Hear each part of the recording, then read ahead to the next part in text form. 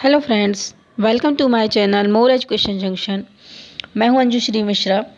चलिए फ्रेंड्स, आज हम आप लोगों के लिए वृद्धि और विकास के इम्पॉर्टेंट क्वेश्चन लेके आए हुए हैं। यह जो क्वेश्चन होंगे वह आपके दो पार्ट में होंगे और जितने भी इम्पॉर्टेंट क्वेश्चन वृद्धि और विकास से बनेंगे सभी आप लोगों के लिए मैं लेकर आई हूँ।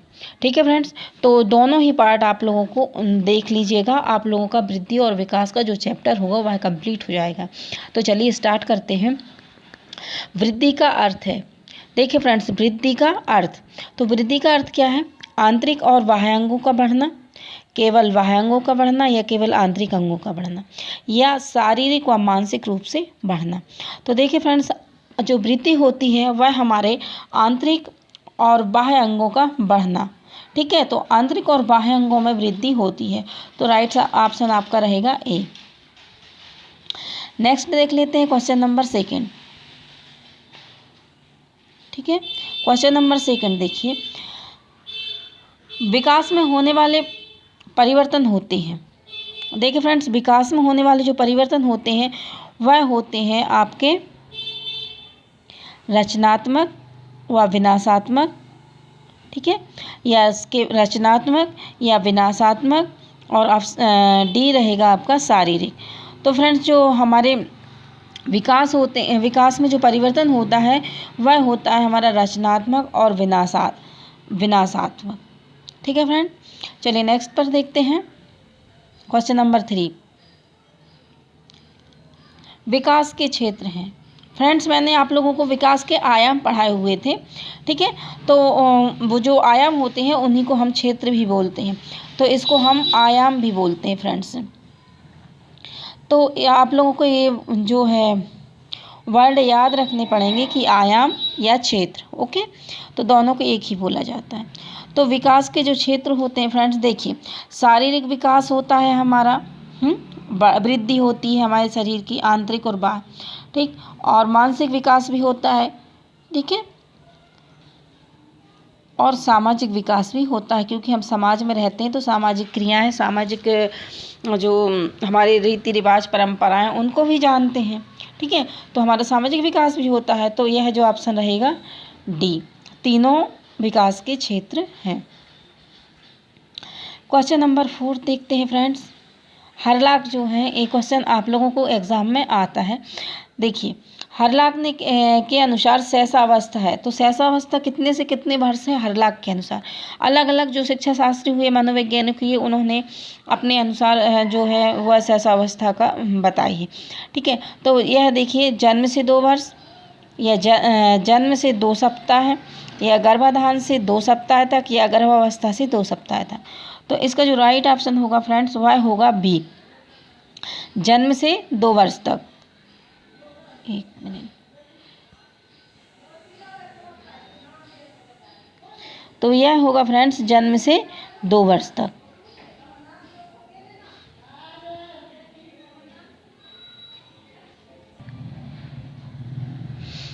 क्वेश्चन नंबर 6 पर आते हैं फ्रेंड्स। देखिए, शरीर के आकार तथा भार में वृद्धि निम्नलिखित में से क्या कहलाता है? देखिए फ्रेंड, शरीर के आकार और भार में वृद्धि निम्न में से क्या कहलाता है? देखिए फ्रेंड्स, यदि आप लोगों को साथ में अभिवृद्धि दी जाती है, ठीक है, तो ऑप्शन आपका क्या आ जाएगा? अभिवृद्धि आएगा, आपका विकास नहीं आएगा। ठीक है, विकास का अंग है अभिवृद्धि, लेकिन अभिवृद्धि की विशेषता क्या होती है फ्रेंड्स? आकार और भार में वृद्धि होती है। ठीक है, तो इसका जो राइट ऑप्शन होगा वह जाएगा आपका ए, अभिवृद्धि। चलिए नेक्स्ट क्वेश्चन देख लेते हैं हम। क्वेश्चन नंबर 7, वृद्धि और विकास दोनों निम्नलिखित में से कैसी प्रक्रिया है? तो देखिए फ्रेंड्स, वृद्धि और विकास ये दोनों विरोधी तो नहीं है, इसलिए ये ऑप्शन आपका कट हो गया।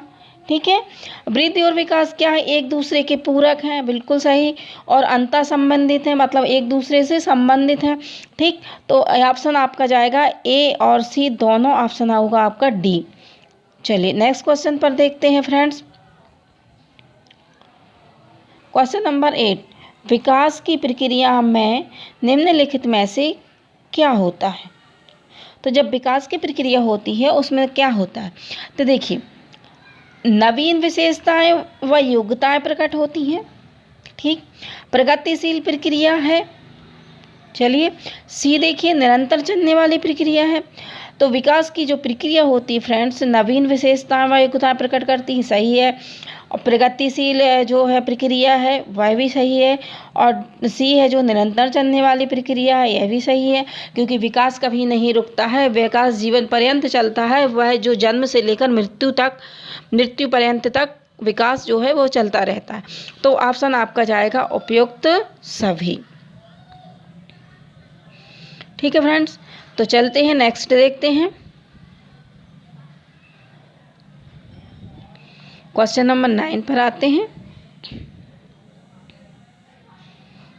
चलिए,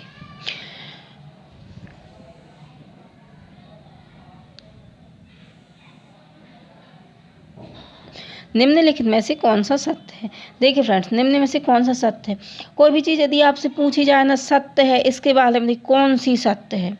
ठीक, तो देखिए, वृद्धि विकास का एक चरण है। ठीक है, हमने आपको बताया था कि वृद्धि जो है विकास का अंग है या एक चरण है। ठीक, सही है। वृद्धि को मापा जा सकता है, बिल्कुल मापा जा सकता है, जैसे वेट है, वजन है ना, ये चीज़ें आप, हाइट है। ठीक, ये चीज़ें मापी जा सकती हैं। चलिए, ये भी सही है। नेक्स्ट देखिए, अभिवृद्धि निश्चित समय तक चलती है, बिल्कुल चलती है निश्चित समय तक, और एक समय पर आकर रुक जाती है। तो यह ऑप्शन होगा आपका उपयुक्त सभी। चलिए नेक्स्ट क्वेश्चन पर आते हैं। क्वेश्चन नंबर 10, विकास प्रभावित होता है। देखिए फ्रेंड्स, विकास प्रभावित होता है, किससे प्रभावित होता है। ग्रंथि स्राव से प्रभावित होता है, आनुवंशिकता से प्रभावित होता है, आहार व पोषण से प्रभावित होता है। तो आपका राइट ऑप्शन होगा फ्रेंड्स इन सभी से। तो विकास जो है ग्रंथि स्राव से भी होता है, आनुवंशिकता से भी होता है, और आहार पोषण से भी होता है। ठीक है, तो नेक्स्ट क्वेश्चन आप देखिए। क्वेश्चन नंबर 11 पर आते हैं।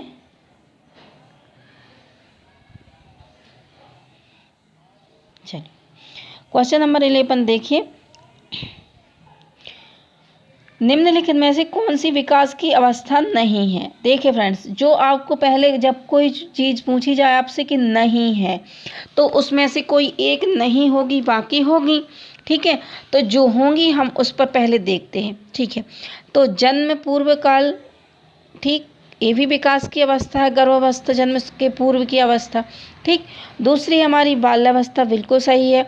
और तीसरा हमारा शैशवावस्था, ये भी विकास की अवस्था है। लेकिन जो फ्रेंड्स जीर्णावस्था है जो होती है, वह जो है विकास की अवस्था नहीं होती है।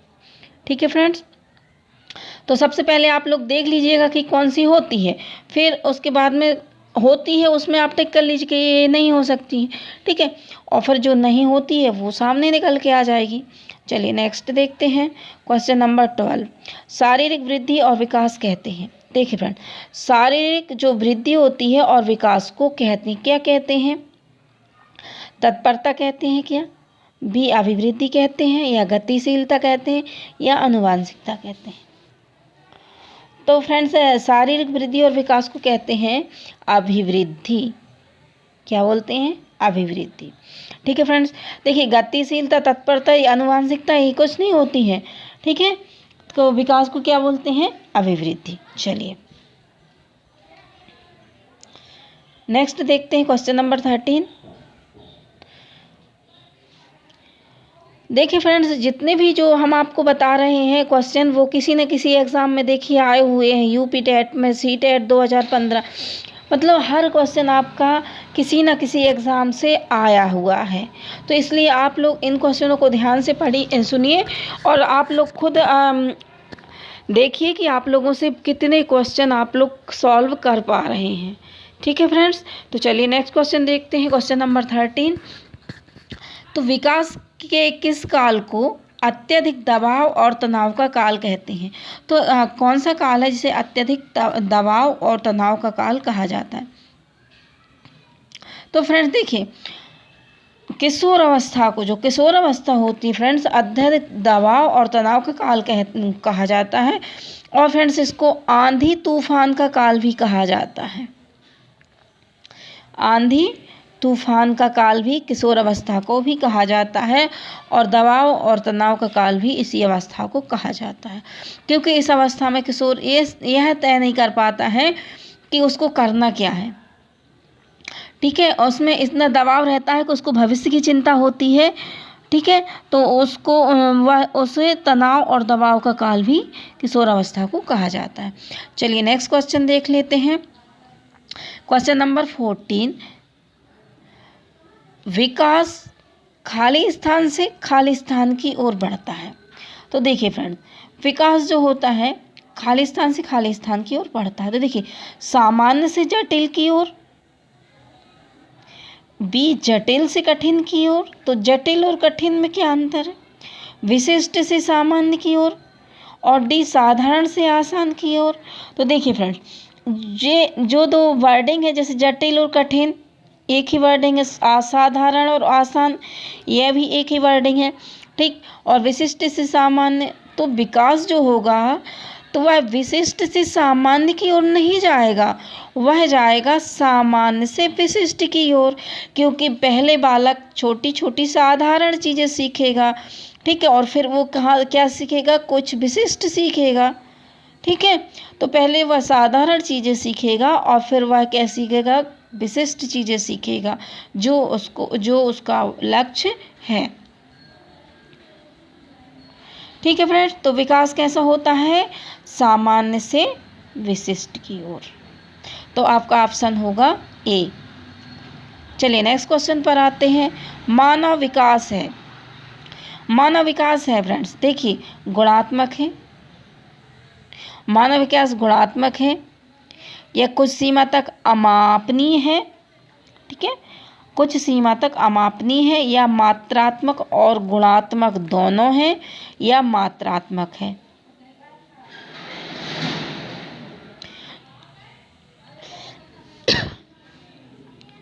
तो चलिए फ्रेंड्स, इसका राइट ऑप्शन होगा, वह होगा मात्रात्मक और गुणात्मक। ठीक है फ्रेंड्स, तो जो मानव का जो विकास होता है वह मात्रात्मक भी होता है, मतलब हम उसको नाप सकते हैं, और गुणात्मक भी हो सकता है। ठीक है, उसके गुणों में जो विकास होता है, ठीक, तो उसको भी कुछ सीमा तक हम माप सकते हैं। ठीक है, चलिए नेक्स्ट क्वेश्चन पर देखते हैं। क्वेश्चन नंबर होता है हमारा 16,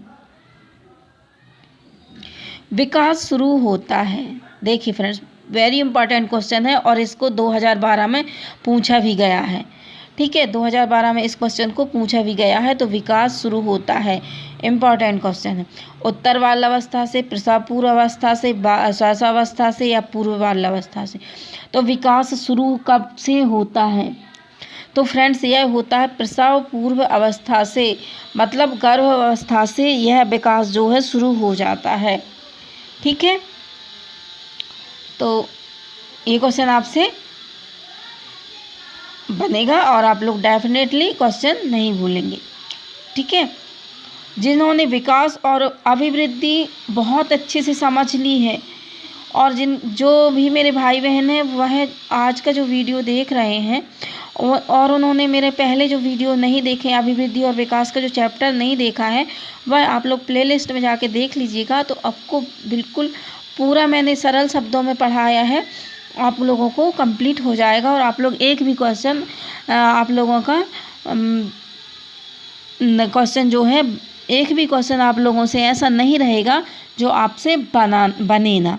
ठीक है फ्रेंड्स, तो चलिए आप लोग वहाँ पर जाकर देख लीजिएगा। ठीक, चलिए नेक्स्ट क्वेश्चन पर आते हैं फ्रेंड्स। क्वेश्चन नंबर 17, ये देखिए 2011 का क्वेश्चन है।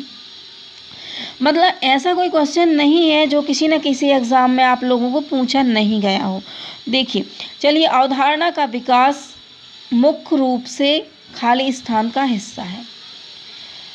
तो अवधारणाओं का विकास जो है किसका हिस्सा है? ठीक है फ्रेंड्स, तो आप लोग देखिए कि शारीरिक विकास का हिस्सा है क्या, सामाजिक विकास का, या संवेगात्मक विकास का, या बौद्धिक विकास का। तो देखिए फ्रेंड्स, जो अवधारणाएं होती हैं ना फ्रेंड्स, ठीक है, जो अवधारणाएं होती हैं वह शारीरिक विकास का भी हिस्सा नहीं होती, सामाजिक विकास का भी हिस्सा नहीं होती और संवेगात्मक विकास का भी हिस्सा नहीं, वह होती है बौद्धिक। क्योंकि हम अवधारणाओं का जो बनाते हैं ना, वह हम अपनी बुद्धि से बनाते हैं, बौद्धिक रूप से। ठीक है, जो भी हम सोचते हैं वह किससे, बौद्धिक रूप से। ठीक है, तो अवधारणा का विकास जो होता है वो बौद्धिक विकास का होता है। ठीक है फ्रेंड्स, या बौद्धिक विकास को फ्रेंड्स हम मानसिक विकास भी कह सकते हैं। क्या कह सकते हैं, मानसिक विकास। यदि आपके पास में बौद्धिक विकास ना आया हो, यहाँ बौद्धिक ना हो, यहाँ पर मानसिक हो, तो मानसिक विकास, क्योंकि अवधारणाएं जो होती हैं वो हमारे मानसिक विकास का हिस्सा होती हैं। ठीक है, तो चलिए आप लोगों को ये समझ में आ गया होगा। नेक्स्ट क्वेश्चन देखते हैं फ्रेंड्स, क्वेश्चन नंबर 18।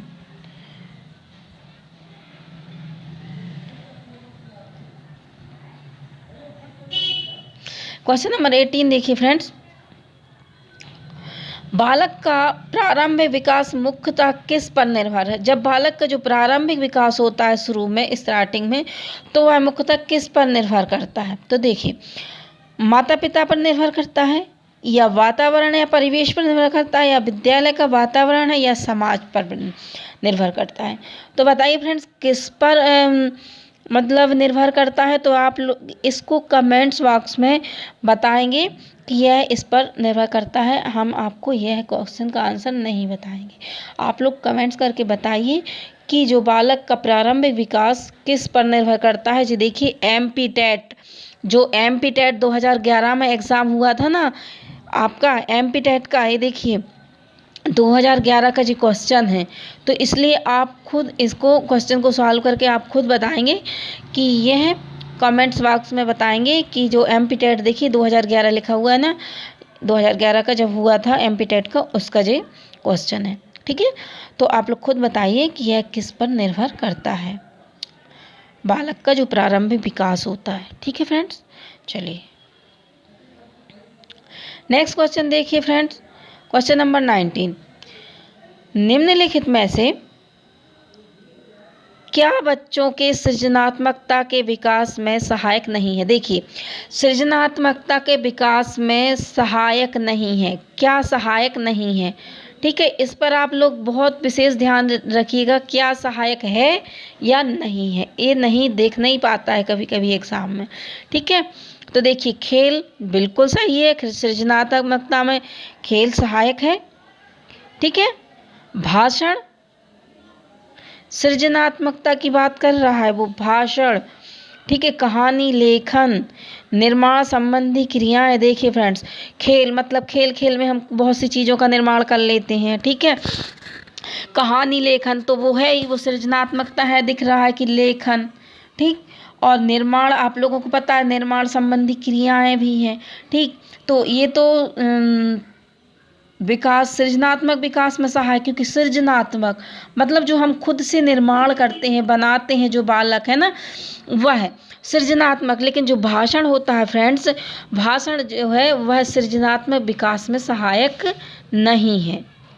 ठीक है, भाषण जो होता है वह भाषाई विकास में सहायक होता है, लेकिन जो सृजनात्मकता में जो सहायक होते हैं वह होते हैं आपके खेल है, कहानी लेखन है, निर्माण संबंधी क्रियाएं हैं। ठीक है फ्रेंड्स, चलिए 20 क्वेश्चन पर आते हैं। लास्ट 5 क्वेश्चन और हैं। चलिए 20 क्वेश्चन देख लेते हैं।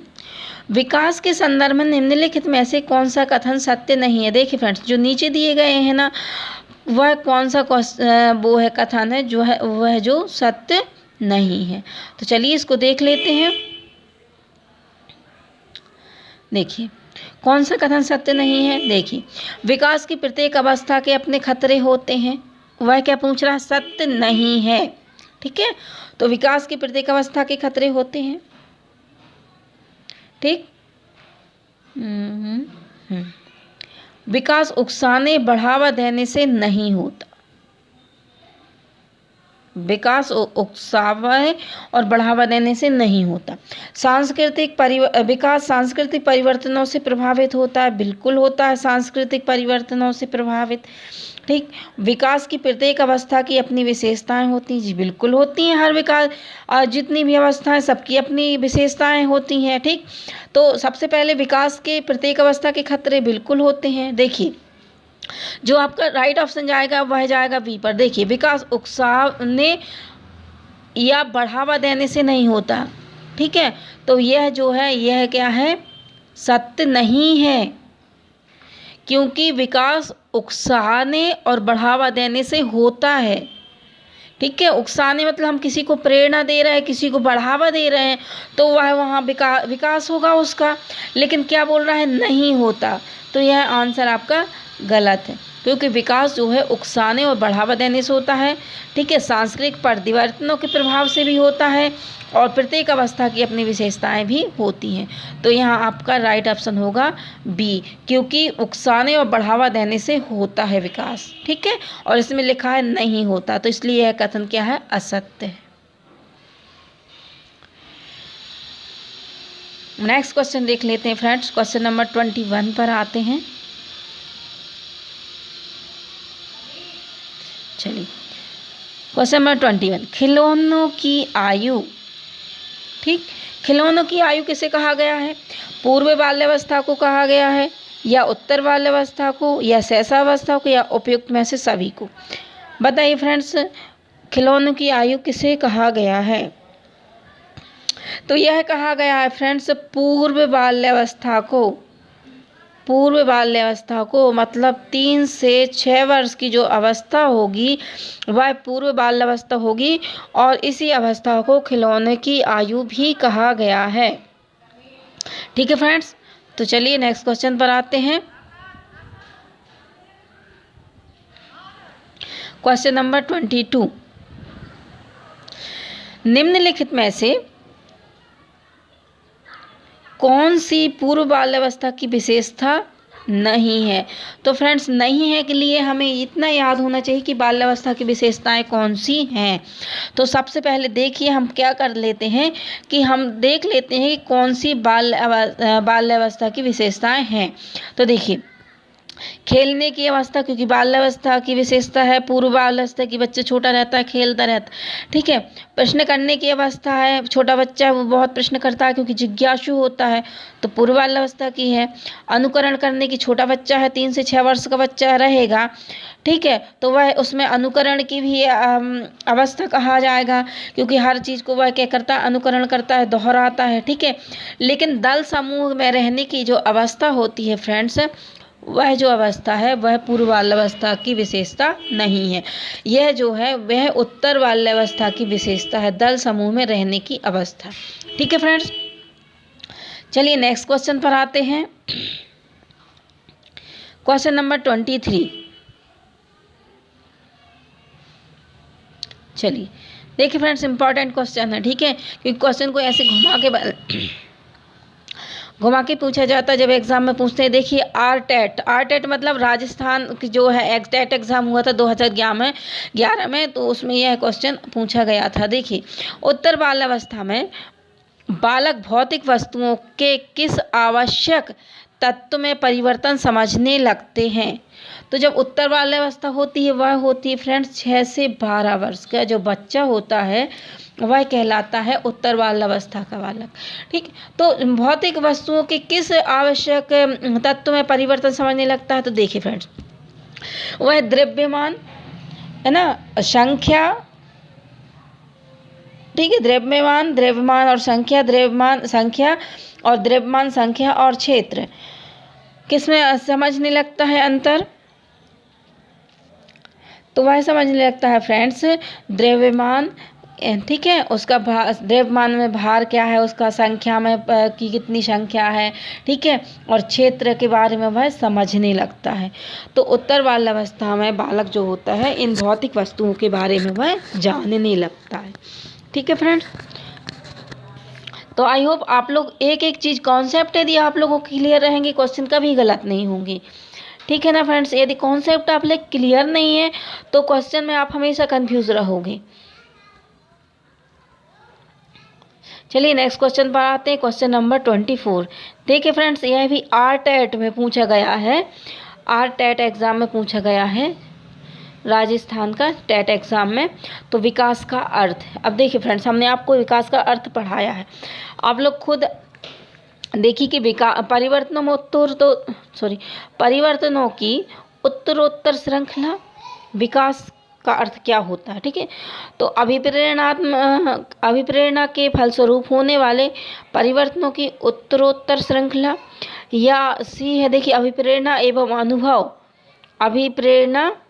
और अनुभव के फलस्वरूप होने वाले परिवर्तनों की उत्तरोत्तर श्रृंखला, या परिपक्वता एवं अनुभव के फलस्वरूप होने वाले परिवर्तनों की श्रृंखला। तो फ्रेंड्स देखिए, आप इसमें राइट आंसर आपका क्या जाएगा, क्वेश्चन नंबर 24, इसका राइट ऑप्शन होगा फ्रेंड्स डी। देखिए परिपक्वता और अनुभव, ठीक है, क्योंकि बालक परिपक्व भी है और उसमें क्या है, अनुभव भी है। ठीक है, उसके फलस्वरूप होने वाले परिवर्तनों की श्रृंखला, तो यदि परिपक्व भी है और अनुभव है, ठीक है, तो मतलब उसके जो दौरान जो है परिवर्तनों की क्या है, एक श्रृंखला है, इसी को हम क्या कहते हैं, विकास कहते हैं। ठीक है, लास्ट क्वेश्चन देख लीजिए फ्रेंड्स। लास्ट क्वेश्चन 25, निम्नलिखित में से कौन सा विकासात्मक कार्य उत्तर बाल्यावस्था के उपयुक्त नहीं है। तो कौन सा जो है विकासात्मक कार्य जो है वह उत्तर बाल्यावस्था क्या कहलाएगी फ्रेंड्स, 6 से 12 और 3 से 6 कहलाएगी पूर्व बाल्यावस्था। ठीक, तो इसके जो आंसर होंगे फ्रेंड्स उपयुक्त नहीं है उत्तर बाल्यावस्था के। ठीक है, तो हम देखते हैं।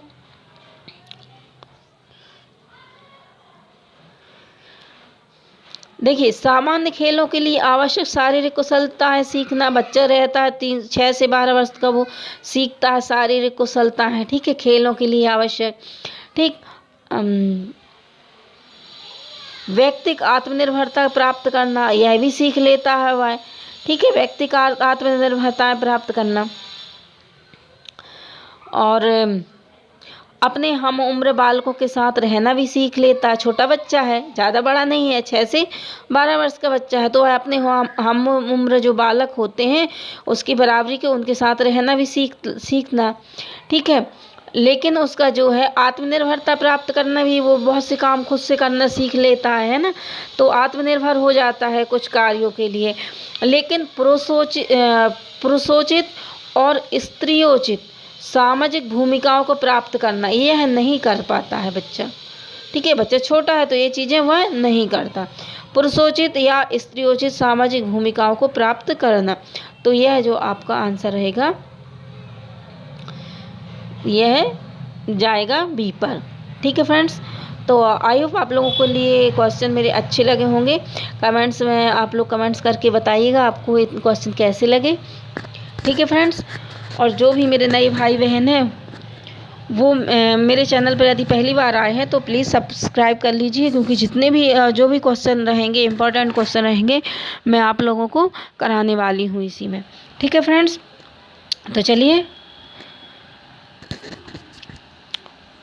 फिर मिलते हैं नेक्स्ट वीडियो के साथ। जय हिंद, जय भारत।